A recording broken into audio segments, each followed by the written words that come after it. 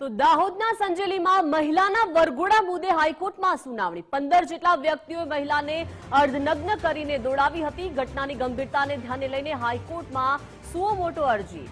એસજેઈ ગૃહ વિભાગ અને દાહોદ એસપીને સમગ્ર કેસમાં પક્ષકાર બનાવવામાં આવ્યા છે।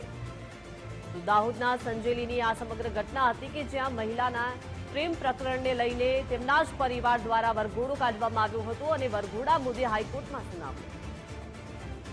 વધુ માહિતી સાથે સંવાદદાતા કલ્પિન જોડાઈ ગયા છે। કલ્પિન, દાહોદની સંજેલીની જે ઘટના સામે આવી હતી, મહિલાને અર્ધનગ્ન કરીને વરઘોડો કાઢવામાં આવ્યો હતો અને હવે આ મુદ્દે હાઈકોર્ટમાં સુનાવણી।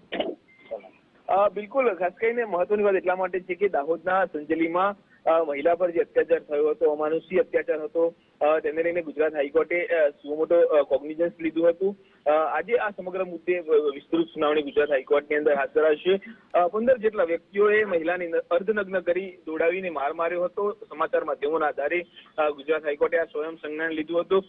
આ સમગ્ર કેસની અંદર સામાજિક ન્યાય અને અધિકારીતા વિભાગ, ગૃહ વિભાગ અને દાહોદ એસપીને પક્ષકાર બનાવવામાં આવ્યા છે। જોવું એ રહ્યું કે આજની સુનાવણીની અંદર ગુજરાત હાઈકોર્ટ શું દિશા નિર્દેશ પારિત કરે છે, સાથે જ ગુજરાત હાઈકોર્ટ રાજ્ય સરકારને શું હુકમો કરે છે તે પર કોઈ સૌ કોઈની નજર છે, પરંતુ આજની આ સુનાવણી છે તે ખૂબ મહત્વપૂર્ણ સાબિત થશે। જી બિલકુલ, આભાર કલ્પિન વિગત આપવા બદલ।